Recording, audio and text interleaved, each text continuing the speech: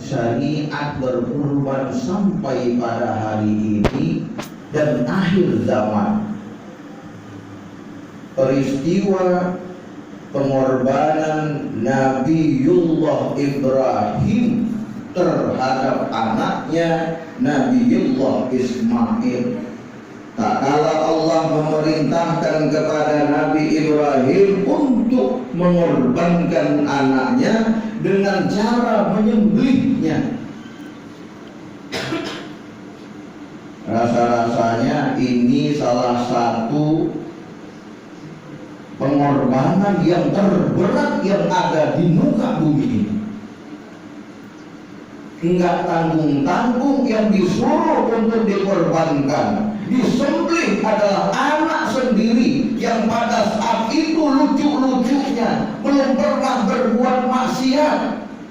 Anak yang ditunggu-tunggu karena baru satu, tapi diperintahkan oleh Allah Subhanahu wa Ta'ala untuk dikorbankan. Subhanallah, maha suci Allah. Allahu Akbar, Allahu Akbar, Allahu Akbar, walillahil hamd. Ma'asyar muslimin rahimakumullah. Karena Nabiullah Ibrahim mengatakan kepada anaknya, ya bunayya inni ara fil manam anni azbahu fanzur ma tara. Nabiullah Ismail tak kalah mendapatkan perintah tersebut, beliau pun mengatakan kepada ayahnya, ya abadi i'mal ma tuf'al, i'mal ma tu'mar, if'al ma tu'mar,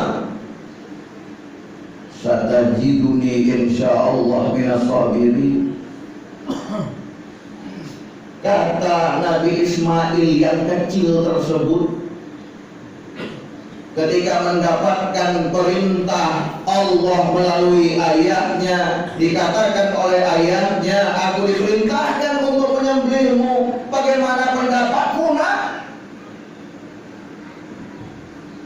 Dia nggak lama mikirinnya, karena perintah yang datang dari Allah Subhanahu wa Ta'ala langsung dijawab oleh Nabiullah Ismail, wahai ayahandaku, kerjakan, lakukan yang diperintahkan, insya Allah kau mendapatiku bagian orang-orang yang sabar. Subhanallah.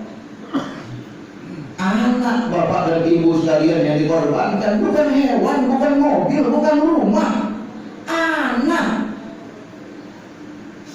Maka kemudian dari peristiwa ini kita bisa mengambil beberapa hikmah yang luar biasa, yang insya Allah bisa menjadi bekal untuk kita semua. Yang pertama apa?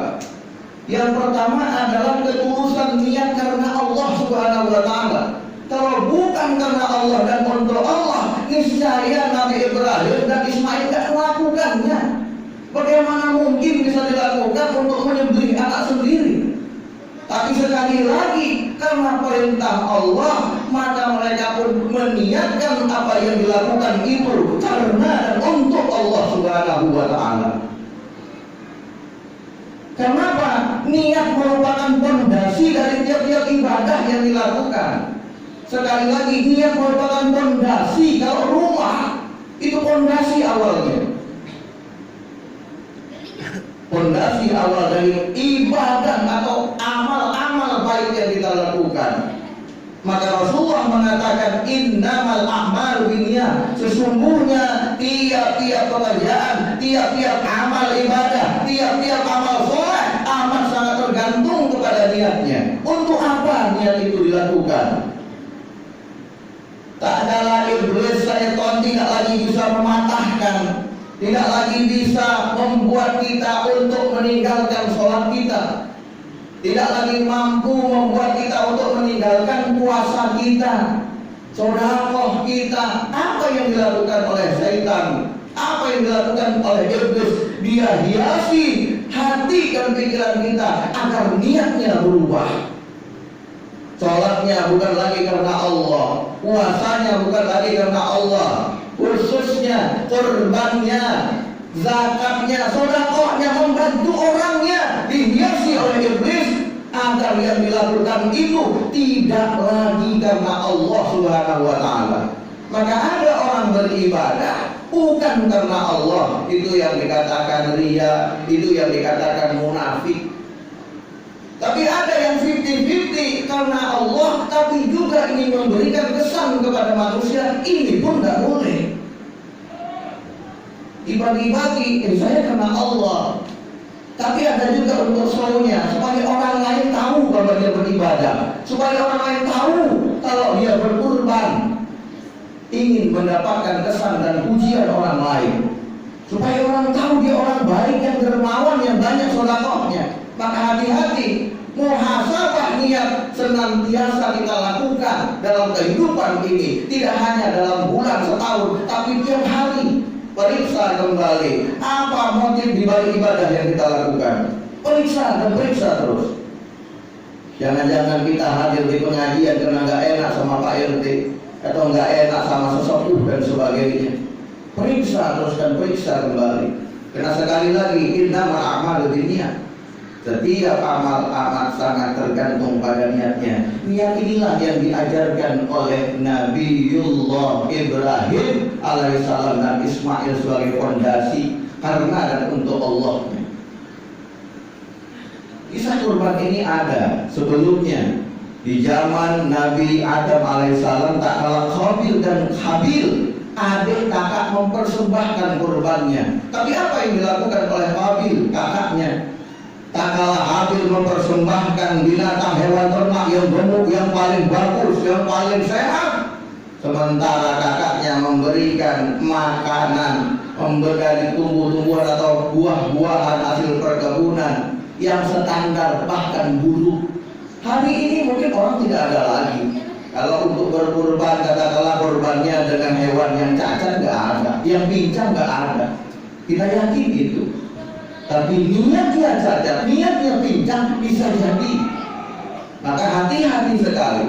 Hati-hati sekali, karena ini dasar dan fondasi bukan hanya untuk berkurban, bukan hanya dalam ibadah, sedekah, zakat dan lain sebagainya, tapi dari tiap-tiap amal kita mesti kita tanamkan niat bersih dan murni karena dan untuk Allah Subhanahu wa taala.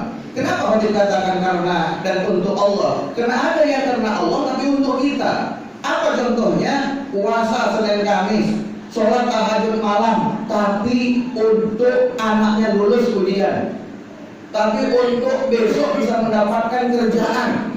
Ini karena Allah tapi bukan untuk Allah. Karena Allah untuk kita boleh. Tapi usahakan agar apa yang kita lakukan dalam niat ibadah kita itu murni, gak usah ada untuk kita. Biarkan saja kita berkhidmat dan persembahkan untuk Allah Subhanahu wa taala. Artinya, biarkan Allah yang memutuskan takdir kita, baik atau buruk. Itu yang pertama. Mungkin saya sampai 2 saja karena waktu ya. Yang kedua, apa sih hikmahnya? Hikmah yang kedua yang terkandung dalam peristiwa besar ini adalah kecintaan kepada Allah harus melebihi kepada kecintaan terhadap apapun. Saat Nabiullah Ibrahim lagi senang-senangnya nih, punya anak, dikasih anak yang luar biasa, soleh, cakep, sehat, lucu. Pada saat dikasih Rasulullah Nabi Ibrahim alaihissalam, itu luar biasa sayang dan cintanya kepada Ismail. Tapi saat yang demikian, Allah uji Nabi Ibrahim. Hai Ibrahim, kau cinta kepada anakmu, tapi apakah kecintaanmu kepadaku melebihi kecintaanmu terhadap anakmu? Maka diuji Nabi Ibrahim agar anaknya dikorbankan. Kalau dia lebih cinta kepada anaknya, pasti ditolak. Tapi karena Nabi Allah Ibrahim cinta kepada Allah, apapun di dunia ini, kalau diambil Allah Subhanahu wa taala, dikembalikan oleh Allah Subhanahu wa taala, jangankan harta, nyawa sekalipun diberikan. kita cuma diuji kambing ibaratnya seperti itu. Maka kalau kita diberi kekuasaan, kita memiliki uang